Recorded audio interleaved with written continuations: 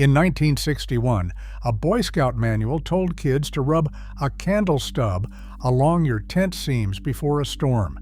50 cents of wax. Today, that same trick keeps water out better than the $40 seam sealer they sell you at the counter. But here's the twist. The gear industry has spent decades convincing you that staying dry requires a $200 jacket and a laboratory in Colorado. Number 9 on this list was standard issue in the Army before Gore-Tex existed, and it still beats it in a downpour. And number 3, thru hikers who walk 2,000 miles a year quietly abandoned the expensive version years ago and never told you why.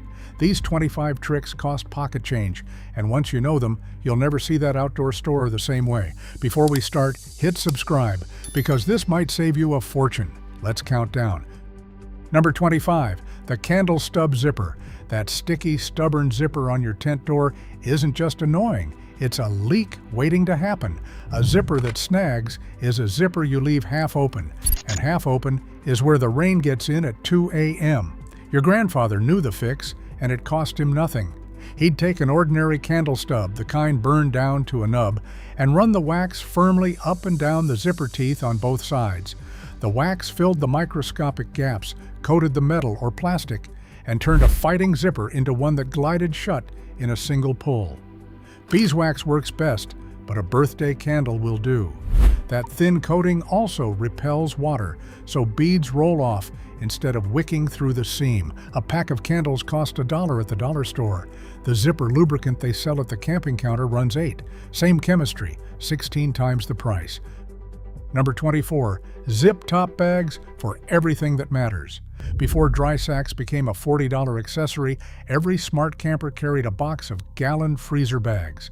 Your phone, your matches, your wallet, your car keys, your first aid supplies, all of it went into a cheap plastic bag with the air pressed out and the seal pinched twice. Double bag the electronics.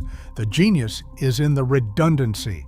Even if your pack takes on water, even if your tent floods, the things you cannot afford to lose stay bone dry inside a nickel's worth of plastic. Matches especially. A wet match is useless, and a useless match on a cold, rainy night is dangerous. Old-timers sealed a strike strip in the bag too. A box of freezer bags costs $3 and protects $1,000 of gear. The waterproof phone pouch they upsell you does the exact same job for $20. Number 23. Newspaper in wet boots. Rain gets into boots no matter what you do, and a wet boot in the morning is a miserable, blister-making thing. The fix has been around since newspapers have. Crumple sheets of dry newspaper into tight balls and stuff them deep into the toe of each boot overnight. The paper wicks moisture out of the leather and lining, drawing the dampness into itself while you sleep. By morning, the paper is soggy, and the boots are dry enough to wear. Change the paper once if the boots were soaked through. This trick works because newsprint is unbelievably absorbent, far more than the boot lining, so water follows the path of least resistance right out of your footwear. A stack of old newspaper is free. Those little cedar boot dryers cost $30 and can't come camping with you. Number 22. Lip balm as a field seam sealer. You're already carrying it. That tube of chapstick or petroleum-based lip balm in your pocket is a waterproofing kit hiding in plain sight. When you spot a weeping seam, a scuffed patch on a boot, or a tiny puncture in a rain jacket, rub the balm firmly over the spot until it disappears into the fabric. The waxes and oils fill the weave and create a temporary water barrier that'll hold through an afternoon storm. Hunters have patched leaking boots this way for generations. It's not permanent, but permanent isn't the point when the sky just opened up and you're 2 miles from the truck. A tube costs $1 and lives in every jacket you own. The little bottle of seam sealer costs $12 and you always forget it at home. Number 21, clear nail polish on the small stuff. The tiny holes are the ones that ruin a trip. The pinprick in a tent floor, the frayed stitch on a stuff sack, the cracked seam on a pair of gaiters. A bottle of clear nail polish seals all of them. Brush a thin coat over the hole, let it dry for 10 minutes, add a second coat, and you've got a flexible, waterproof patch that bends with the fabric instead of cracking off. It also stops fraying cord dead in its tracks. Dip the cut end and the nylon won't unravel. Anglers seal fly tying knots with it. A bottle costs $2 and lasts years. Meanwhile, the specialty gear repair adhesive runs $15 per tube and dries out in your drawer before you use half of it. Number 20, the shower curtain ground sheet. The most important layer in a rainstorm isn't over your head, it's under your body. Ground moisture wicks up through a tent floor and soaks your sleeping bag from below, and no amount of expensive footprint fixes it if the footprint is the wrong size.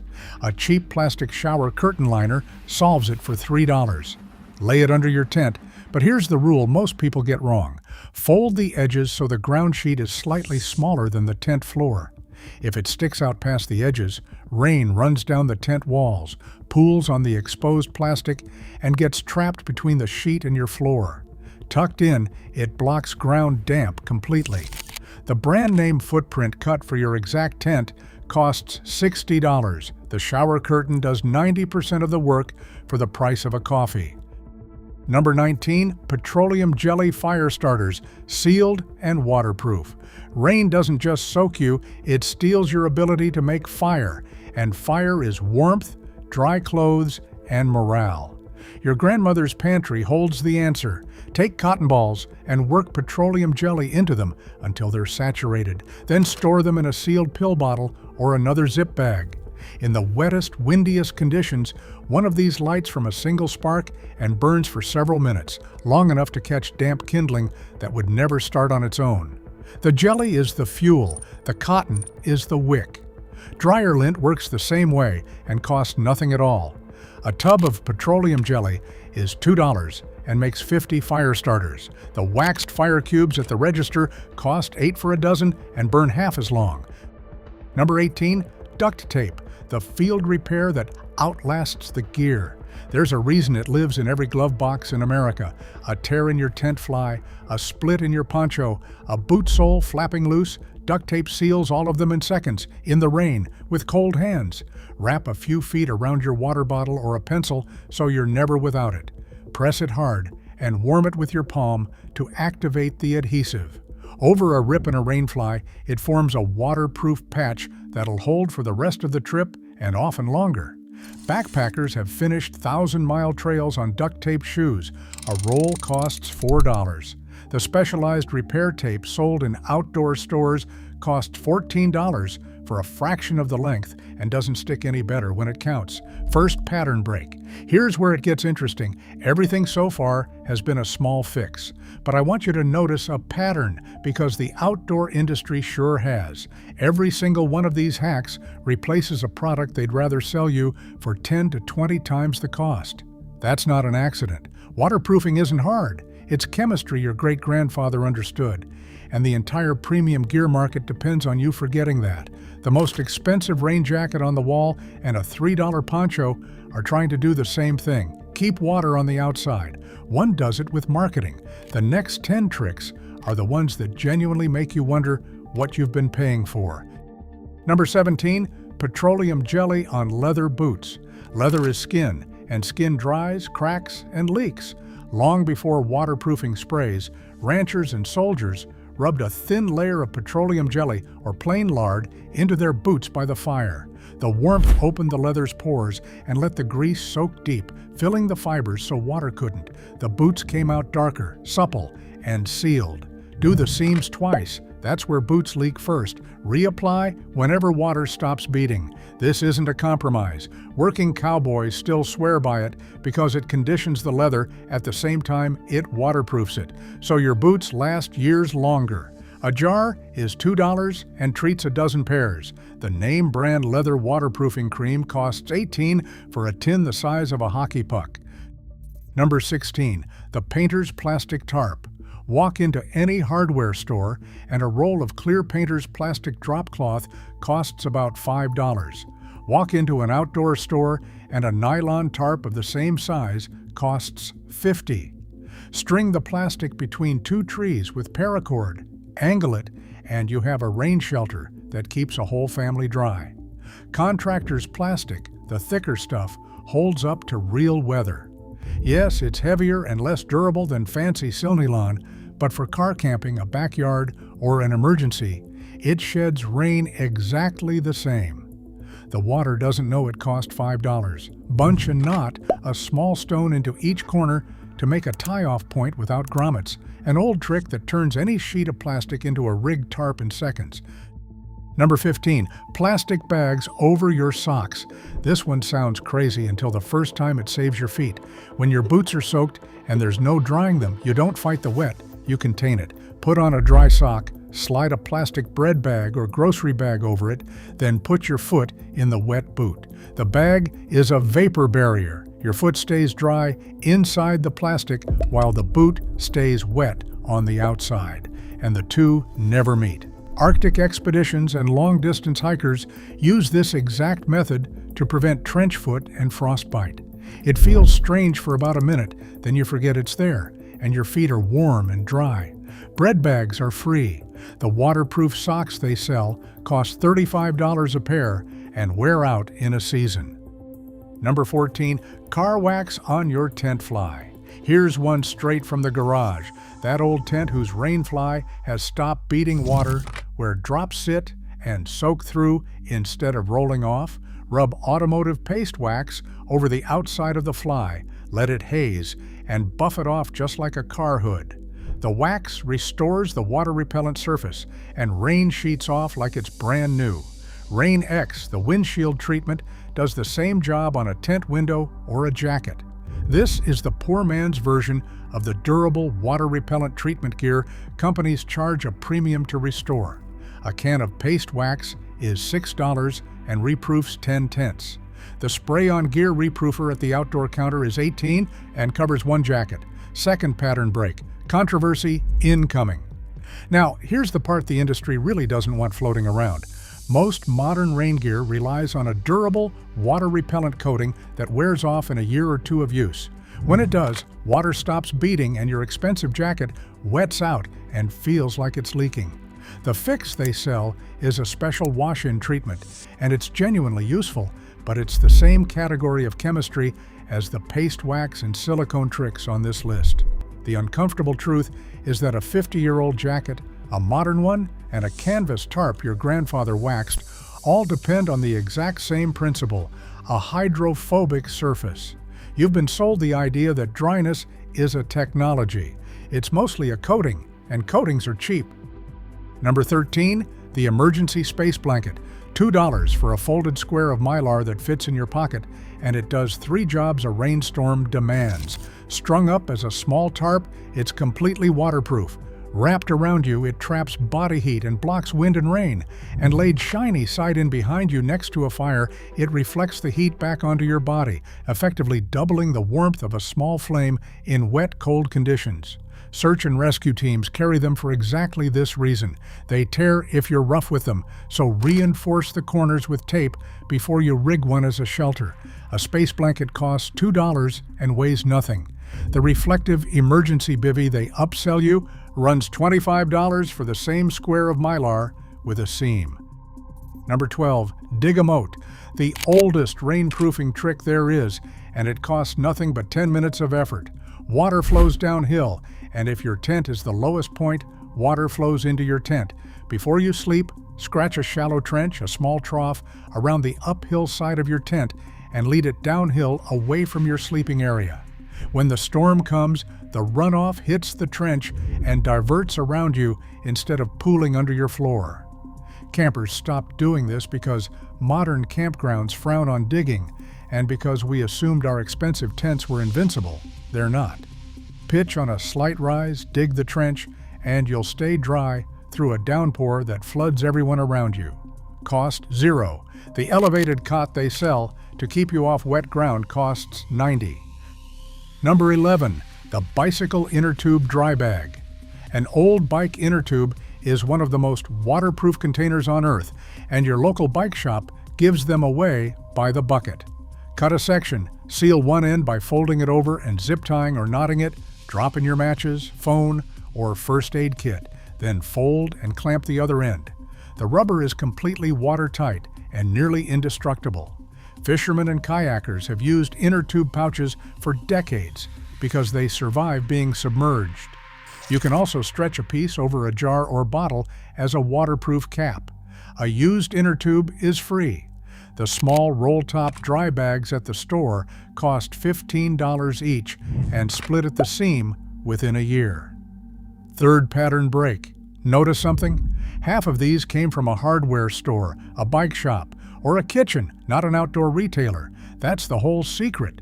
The waterproofing aisle at the camping store is a repackaging operation. Silicone is silicone. Wax is wax. Plastic sheds water, whether it's wearing a brand name or not.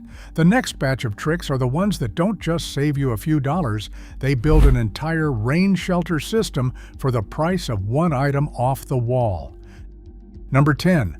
The dollar store poncho as a tarp. A thin emergency poncho costs $1, and most people wear one and throw it away. Instead, keep a couple, because a poncho is a tarp with a hood. Snap 2 of them together at the sides and you've got a shelter big enough to sit under. Stretch one over your pack as a rain cover. Rig one over a picnic table so you can cook out of the weather. The hood becomes a tie-off point. Cinch a cord around it and hang it from a branch. Military ponchos are designed to double as shelter halves for exactly this reason. A stack of ponchos cost a few dollars. The dedicated pack cover and the tarp and the poncho, bought separately at retail, cost $90 together and do the same 3 jobs. Number 9. Silicone spray waterproofing. This is the Army trick I mentioned at the start. A can of silicone spray from the auto or hardware aisle, $4, reproofs a tent, a jacket, a pack, or a pair of boots in minutes. Hang the item, spray an even coat from a few inches away, and let it dry. The silicone bonds to the fabric and creates a water-repellent surface that beads rain instantly. Soldiers reproofed canvas this way before modern coatings existed, and it flat out works. Do it outdoors, let it off gas, and never spray it near a flame. One can treats an entire kit. The gear-specific waterproofing spray sold in the outdoor store is the same core chemistry in a smaller can for 4 times the money, with a mountain printed on the label. Number 8. Beeswax your cotton. Cotton is the enemy of the rain, everyone says, but your great-grandfather's cotton coat kept him dry for 40 years because he waxed it. Rub a block of beeswax over any tight-weave cotton, an old canvas jacket, a cotton tarp, a duffel, then warm it with a hairdryer so the wax melts and soaks into the fibers. The wax fills the weave and turns absorbent cotton into a water-shedding shell that still breathes. This is literally how waxed canvas jackets that sell for $300 are made. You're just doing it yourself. Reapply every season. A block of beeswax costs $5 and waxes several garments. The factory waxed canvas jacket costs what a month of groceries does, and it's the exact same wax on the exact same cotton.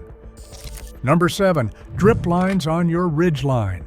Here's a problem that ruins tarp shelters, and almost nobody knows the fix. When you string a tarp on a rope between 2 trees, rain runs down the rope, hits your tarp, and drips right onto you or your gear at the tie-off points. The old solution is elegant and free. Tie a short piece of string, a drip line, around the ridgeline rope just before it reaches the tarp, and let the loose end dangle down. The water follows the rope, hits the drip line, and runs harmlessly off the dangling string instead of tracking into your shelter. Sailors and old-timers have used drip lines for a century.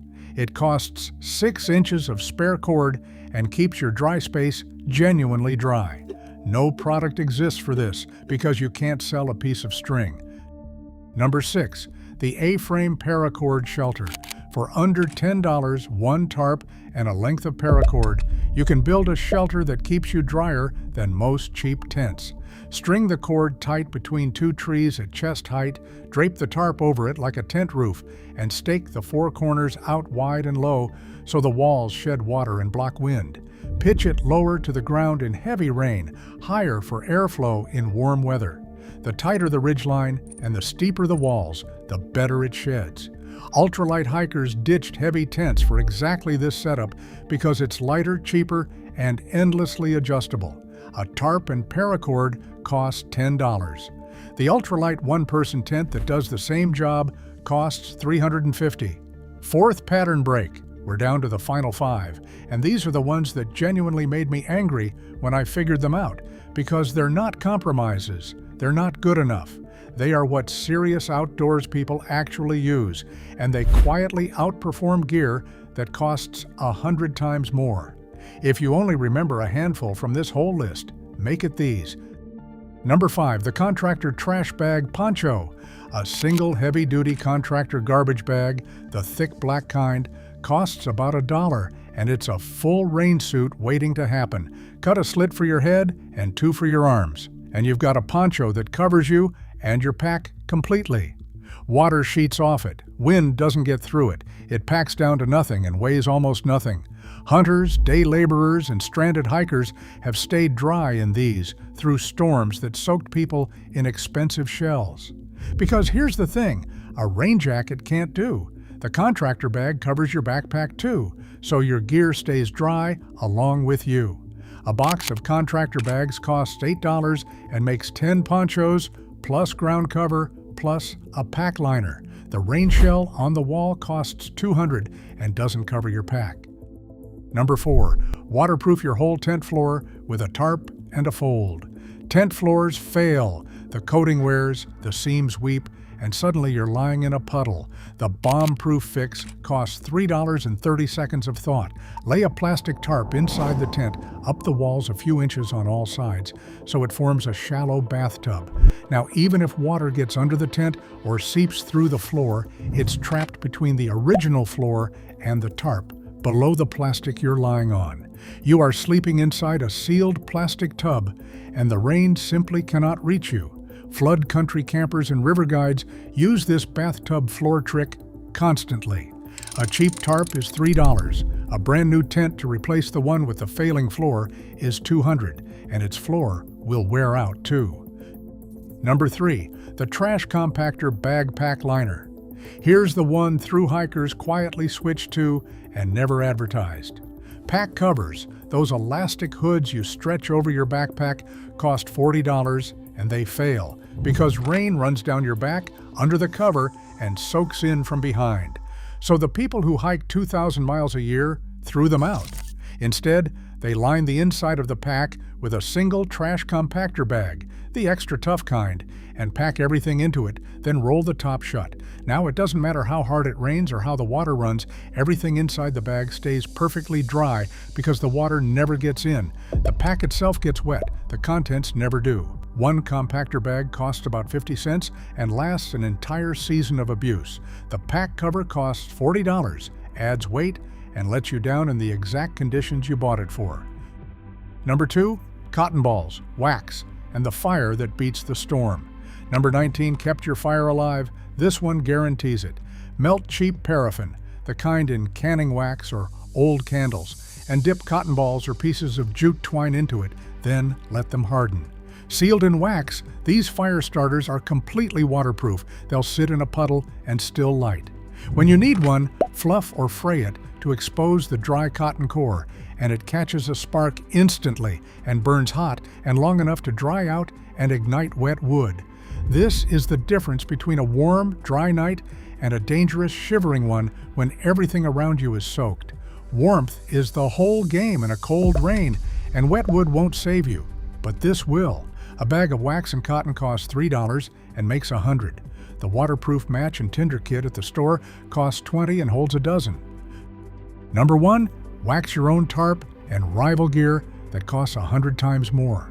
And here it is, the trick that started this whole thing and still humbles the entire industry. Take a plain cotton canvas tarp or drop cloth, $20, and treat it yourself. Mix melted paraffin or beeswax and rub it into the fabric, then heat it with a hairdryer so it melts into every fiber, or use a spray-on fabric wax if you want it faster. When you're done, you have a waxed canvas shelter that sheds rain completely, breathes so condensation doesn't drip on you, resists sparks so you can pitch it near a fire, and lasts for decades because you can simply re-wax it when it wears. This is the exact material and the exact method behind heritage canvas tents and jackets that sell for hundreds and hundreds of dollars. The wax doesn't cost more when it's on your tarp instead of theirs. The cotton doesn't know the difference. You've just built for under $30, the thing they've been charging a fortune for the whole time, and it will outlast every synthetic shelter on that store wall. That's the whole secret. Dryness was never a technology you had to buy. It was knowledge you were allowed to forget. So here's my challenge. Pick one trick from this list and try it before your next trip. Wax a tarp, line your pack with a compactor bag, dig the moat, then come back and tell me in the comments whether the expensive version was ever worth it, because I've tested these and I can't unlearn what I found out. Your grandfather knew. Now you know too.